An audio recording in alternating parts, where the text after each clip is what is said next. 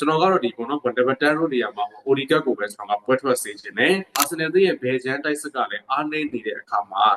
ခရစ္စတယ်ပေးတဲ့တင်မှာအစီကအဲ့နေရာကစားပြီးတော့စွမ်းဆောင်ရည်ကောင်းတွေကိုပြသခဲ့တာဖြစ်တဲ့အခြေအနေမျိုးမှာအစီကိုဘယ်ချမ်းထုတ်မယ်အိုဒီကတ်ကတော့သူ့နေရာသူပုံမှန်ကစားမယ်ဆိုလို့ရှိရင်အာဆင်နယ်ရဲ့ဒီတိုက်စစ်ပိုင်းကပို့ပြီးတော့မကောင်းလာဘူးလို့ကျွန်တော်တွေးမိတယ်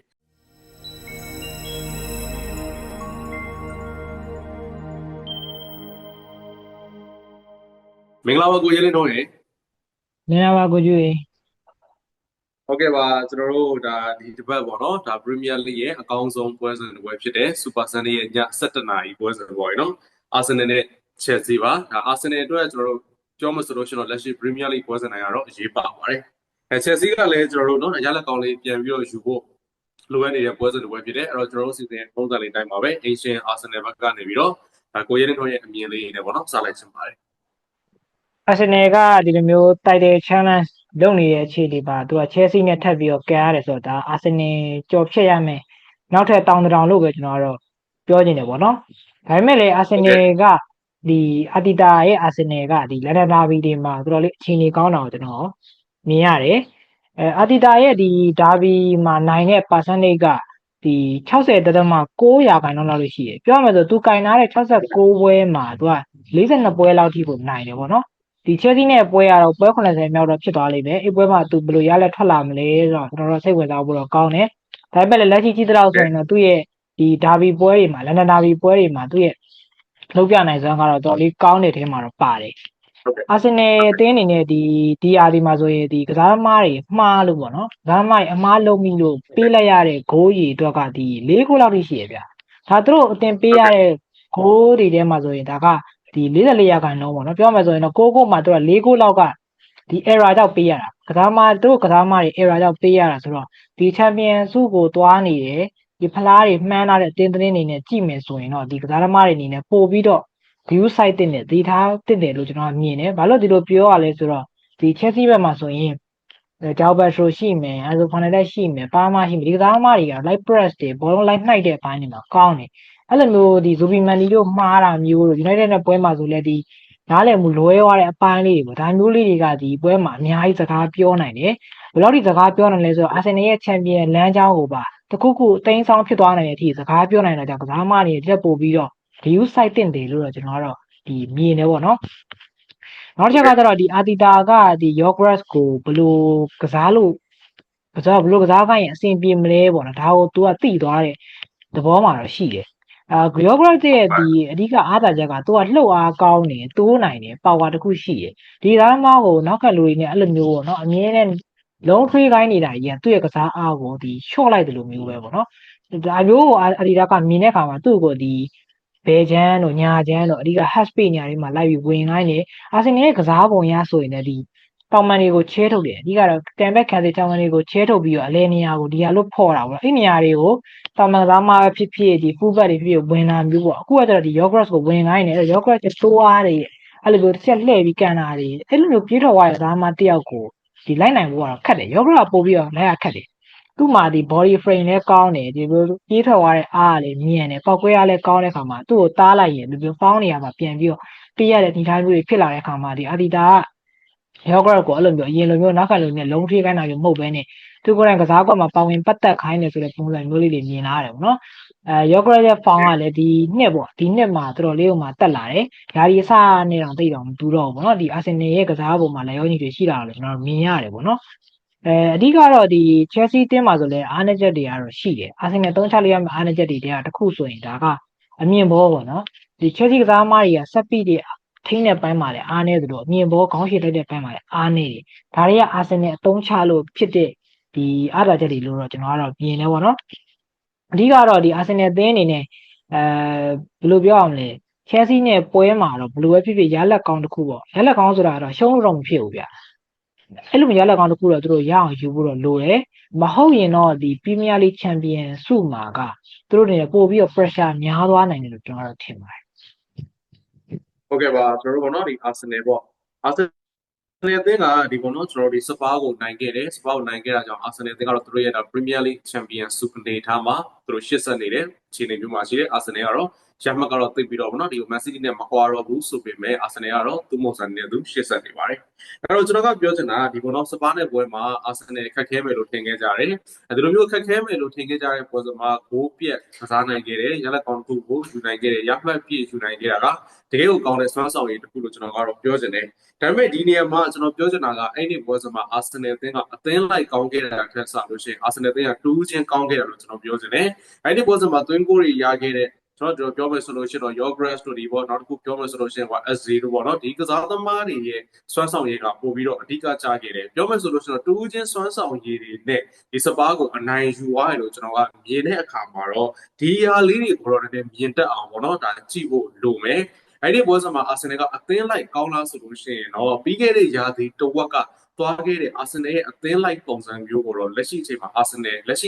ကပေါ့နော်ပြီးတော့မပြီးသေးဘူးလို့ပဲကျွန်တော်ကတော့ပြောချင်တယ်ဗျအရင်လိုမျိုးပုံစံမျိုးမှီပြီးတော့ပြန်ပြီးတော့တည်ငြိမ်မယ်ဆိုလို့ရှိရင်တော့ကြံတဲ့ပွဲစဉ်တွေမှာပို့ပြီးတော့ AAC ရှိတာပေါ့နော်အခု Arsenal မှာကမကောင်းဘူးတော့မဟုတ်ဘူးကောင်းတော့ကောင်းတယ်တပွဲနဲ့တပွဲမှာတော့ပုံစံမတူဘူးဆိုတဲ့အရာလေးတော့ရှိနေတယ်အဲ့တော့ကျွန်တော်ကပြောချင်တာဒီစပါးကိုနိုင်ခဲ့တဲ့အခါမှာ Arsenal အသင်းရဲ့စိတ်ဓာတ်ကတော့အတက်ဘက်ကိုတော့ပြန်ပြီးတော့ရောက်သွားလိမ့်မယ်ဒါက Queen တွင်းအနေထားတွေမှာလည်းကျွန်တော်တို့မြင်ရပါတယ်သွင်းကိုတကိုရပြီးလို့ရှိရင်အားလုံးစုပြီးတော့စကားပြောတဲ့အခြေအနေကဒါအရင်တော့ဆိုလို့ရှိရင်ဒါပြောမယ်ဆိုရင်လီဗာပူးနဲ့တော်ဒီစတီဗင်ဂျာရက်တို့အနေထားလေးတော့လေးပြန်ပြီးတော့သတိရတယ်เนาะဒီလိုပုံစံလေးနဲ့ကျွန်တော်တို့တွေ့ရတယ်ပေါ့နော်အဲ့တော့ဒီမှာအာဆင်နယ်ကိုအဓိကဒီကျွန်တော်တို့ဒီအပိုင်းမှာပေါ့နော်ကျွန်တော်ပြောချင်တာကဒီပေါ့ကွင်းလေကဒီ Origin နဲ့နောက်တို့တိုက်စစ်ကစားသမားတူဖြစ်ဒီပေါ့နော် Azure အနေထားလေးကျွန်တော်ပြောချင်တယ်ဒါရှိကျွန်တော်အာဆင်နယ်ကိုကြည့်တဲ့အခါမှာအာဆင်နယ်နောက်ပိုင်းမှာဘာဖြစ်လာလဲဆိုတော့လေအာဆင်နယ်အသင်းရဲ့ဘယ်ချမ်းတိုက်စစ်က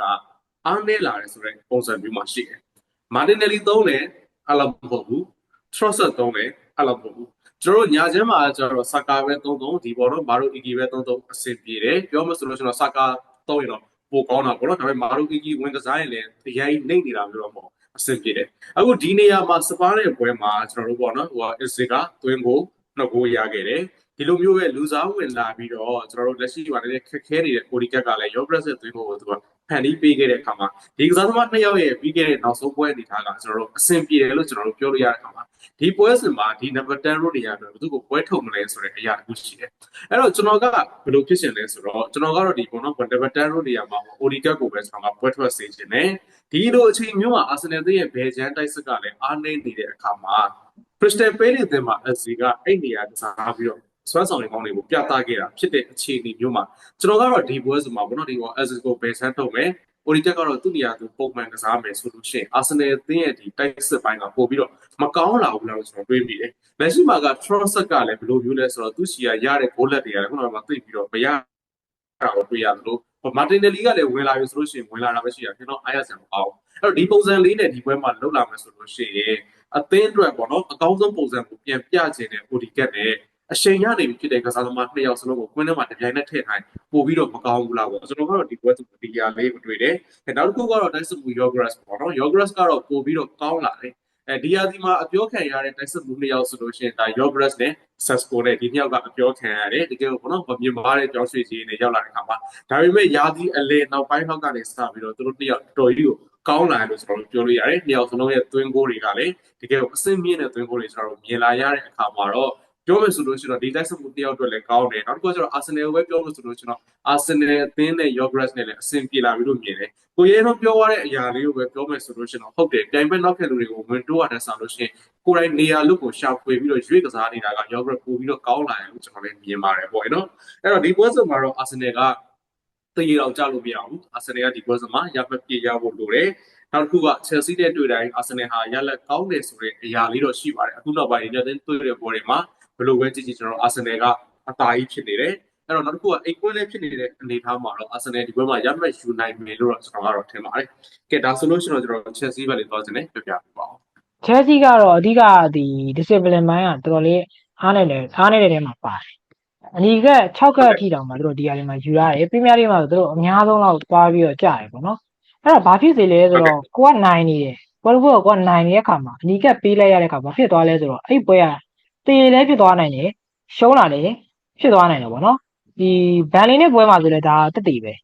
ဒီမှာဒီ Chelsea နိုင်နေတဲ့အခါအနီကတစ်ခါကြောက်စလိုက်တဲ့ဇလန်းကတေးနဲ့ပြီးသွားတယ်ပေါ့နော်ဒီယာဒီမှာဒီ Chelsea ကအဲ့လိုမျိုးကိုကဥဆောင်နေပြီးတော့မှ တည်ကြတာဒီလိုမျိုးအမှတ်တွေရှုံသွားတာမျိုးအဲ့လိုမျိုးကြောင့်အမှတ်ဘယ်လောက်ထိရော့လဲဆိုတော့သူက16အမှတ်ထိတောင်ရော့တာနိုင်နေပြီးမှအဲ့လိုမျိုးရှုံသွားတာတည်ကြသွားတယ်ဖြစ်လို့ပေါ့နော်16မှတ်လောက်ထိရော့သွားတယ်ဒါတော့ဒီနီးပြအနေနဲ့တခုခုတော့လုံးတင်တယ်လို့ကျွန်တော်ကတော့မြင်တယ်ပေါ့နော်ဒီတိုင်းဆက်သွားရင်တော့မလွယ်ဘူးဗျဒီအာဆင်နယ်နဲ့ပွဲမှာဆိုရင်လည်းသူတို့အနေနဲ့အဲ့လိုမျိုးအနီကတ်တွေ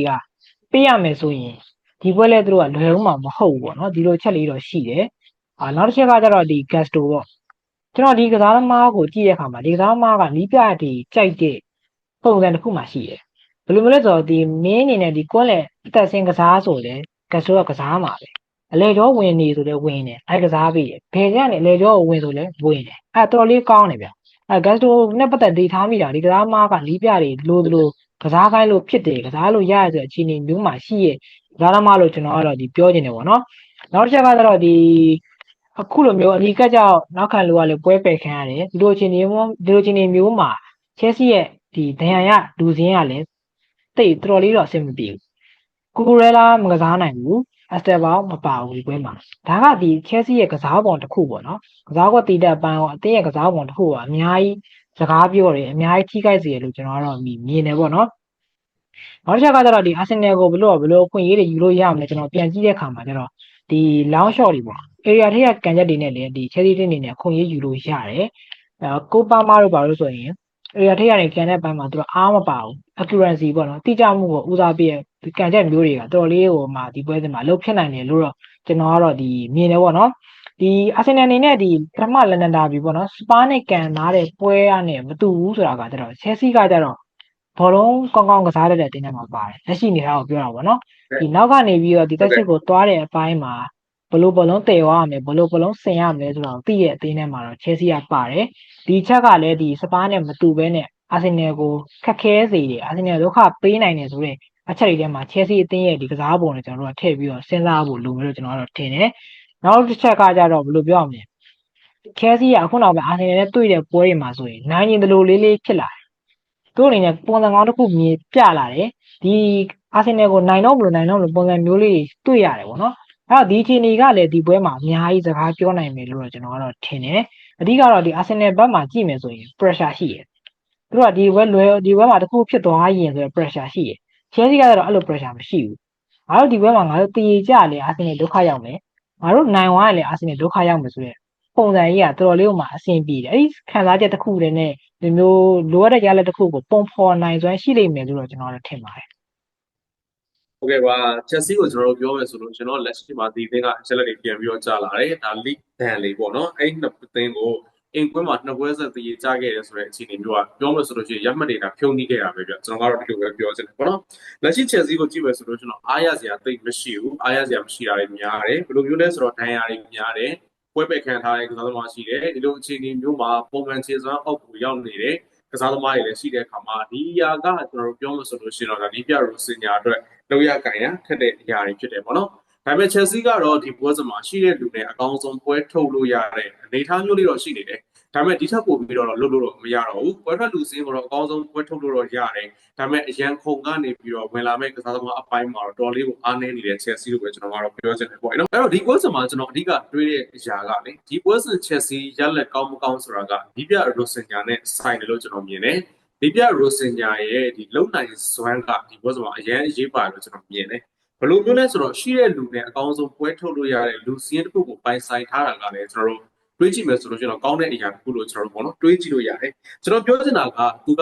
အာဆင်နယ်အသင်းနဲ့နှစ်ပွဲကျင်ဆိုင်ပြီးသွားတယ်အဲ့ဒီနှစ်ပွဲလုံးသူရှုံးလာတယ်ကျွန်တော်တို့ပြောလို့ဆိုလို့ရှိရင်ပေါ့နော်ဒါ League Plus Semi Final မှာကျင်ဆိုင်ခဲ့ရတယ်နှစ်ပွဲလုံးလို့စင်ညာကရှုံးထားတဲ့အခြေအနေမျိုးမှာ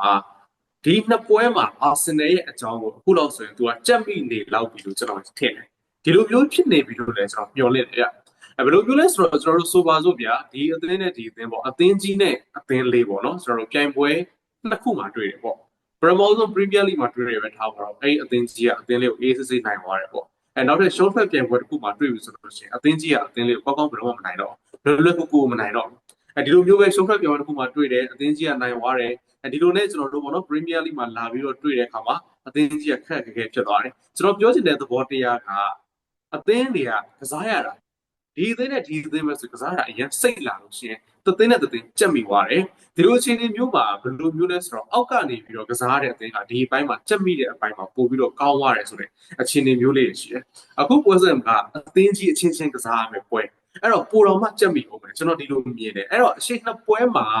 ကျွန်တော်တို့ပေါ့နော်နီးပြရိုစင်ညာအနေနဲ့ကြက်မိလောက်ပြီးတော့ကျွန်တော်ထင်တယ်ဒီ၃ပွဲမြောက်မှာတော့သူ့အနေနဲ့ပေါ့နော်တစ်ခုခုလုတ်ပြနိုင်သိပြီလို့လည်းကျွန်တော်ကတော့ထင်ပါတယ်ဒီပွဲစဉ်မှာတော့ Chelsea မှာကျွန်တော်တို့အဓိကမျှော်လင့်ရမှာကတော့ကျွန်တော်ကတော့ Chelsea ဆိုတာနဲ့ဒီ Enzo Fernandez နဲ့ဒီပေါ့နော် Palma ကိုပဲကျွန်တော်ကတော့မျှော်လင့်တယ်ကျန်တဲ့ကစားသမားတွေရဲ့လုံအားနှုန်းကတော့သူ့ခါနဲ့သူသွားနေမှာပဲဒီကစားသမားတွေရဲ့လုံအားနှုန်းကိုယူပြီးတော့ကျွန်တော်ဆွမ်းနာပြောရတဲ့ကစားသမားနှစ်ယောက်ရဲ့ပွဲအဖြစ်ကိုပြောင်းလဲနိုင်စွမ်းနဲ့ပေါင်းဆက်လိုက်မယ်ဆိုလို့ရှိရင် Chelsea မှာတရားအနေထားတွေပွဲပယ်တွေခြေစွမ်းပုံမှန်အောက်ရောက်နေတဲ့ကစားသမားတွေရှိနေပေမဲ့အဝေးကွင်းမှာတော့ Chelsea ဘက်ကလည်းတခုခုတော့မျှော်လင့်ခွင့်ရှိလို့ကျွန်တော်ကတော့ပြောချင်တယ်။ဘာဖြစ်လို့လဲဆိုတော့ဒီရာက Premier League ဖြစ်ပြီးတော့ Chelsea က Arsenal နဲ့တွေ့တိုင်းရှုံးတာသိရကြတာပေါ့နော်။အရင်များနေတာအကြောင်းကိုပဲကျွန်တော်ကတော့ပြောချင်ပါတယ်။အဓိကပြောမှဆိုတော့ကျွန်တော်ရှုံးတာကပိုတော့မှများပါတယ်ပေါ့နော်။အဲ့တော့ဒါဒီပွဲစဉ်ရဲ့ဒါကိုရလက်ခံမှန်းတဲ့ဘက်ကိုသွားချင်ပါတယ်။ Arsenal နဲ့ Chelsea ပါခံမှန်းပေးပါအောင်။ Chelsea ဘက်မှာတော့ဒီနေ့ဒီပွဲပေါ့နော်ဒီပွဲမှာတော့သူတို့ကဒီ Audrey Santos နဲ့ Caicedo တို့ကွန်းလင်မှာပါလာဖို့များတယ်ပေါ့နော်ဒါကဘာဖြစ်နေလဲဆိုတော့ Arsenal ရဲ့ဘောလုံးလမ်းကြောင်းကိုပါကွန်းလင်ကနေဖြတ်ပြီးတော့ဟန်တားလို့ရတယ်ဒီ body လိုက်ပြီးတော့ခုပြီးတော့လုံးလို့ရတယ်ဆိုတဲ့အပိုင်းလေးတွေမှာပို့ပြီးအားကောင်းသွားနိုင်တယ်ပေါ့နော်ဒါကြောင့်မို့သူတို့ကဒီ Caicedo ကိုပို့ပြီးအားဆိုင်ပြီးတော့ Chelsea အားတန်တဲ့ transition နဲ့ပြန်ပြီးသွားမယ်ဆိုရင်ဒါ Chelsea ဘက်ကအများကြီးညှော်လင့်လို့ရတယ်လို့ကျွန်တော်ကထင်တယ်ပြီးတော့ဒီတောက်လျှောက်ကြီးနီးပါအာဆင်နယ်က Chelsea ကိုနိုင်တာရမ်းများနေတယ်။တောက်လျှောက်ကိုနိုင်ထားတာအဲ့လိုအခြေအနေကြီးရလေပြောင်းလဲဖို့အခြေအနေတစ်ခုတော့ရောက်နေပြီလို့ကျွန်တော်ကလည်းခံစားရတယ်ပေါ့နော်။ဒါပေမဲ့လည်းအာဆင်နယ်ဒီသူတို့ရဲ့ဒီချန်ပီယံမျှော်လင့်ချက်ကိုဆက်ပြီးအသက်သွင်းဖို့လေစူးစမ်းရအောင်မယ်ဆိုတဲ့အချက်ကိုကျွန်တော်မေးထားလို့မရပြော။ဒါကြောင့်မလို့ဒီပွဲမှာတော့ကျွန်တော်ကအာဆင်နယ်နဲ့ Chelsea ပေါ့နော်တစ်ဖက်ကိုတကိုးစီနဲ့တည်ရလဲထွက်သွားမယ်လို့ကျွန်တော်တော့ခံမှန်းလိုက်ပါတယ်။ဟုတ်ကဲ့ပါဒါဒီပွဲစဉ်ရဲ့ပထမအကြော်တော့ကလည်းဒါကိုရဲလင်းတို့နဲ့ကျွန်တော်နဲ့တစ်ပတ်တကိုးစီနဲ့ခံမှန်းခဲ့တယ်ဒါကျွန်တော်တို့ညစလုံးပန်ခဲ့တဲ့ပွဲစဉ်တွေပဲပေါ့နော်ဒါအမှတ်တရဖြစ်ပါတယ်အဲ့တော့ကိုရဲထုံးကတော့ဒါပြောမှဆိုတော့ပထမအကြော်ရလက်ကိုပဲပြန်ပြီးတော့မှန်းတဲ့ပုံစံမျိုးပေါ့လေနော်ကျွန်တော်ကလည်းဒီပွဲစဉ်မှာဒီလိုပဲထင်တယ်ဒီပွဲစဉ်မှာနှစ်သိန်းပေါင်းသွင်းကိုကနှစ်ကိုးထက်မကြော်လောက်ဘူးလို့ကျွန်တော်လည်းထင်တာပေါ့နော်နှစ်ကိုးထက်မကြော်လောက်ဘူးဆိုတော့အာဆင်နယ်က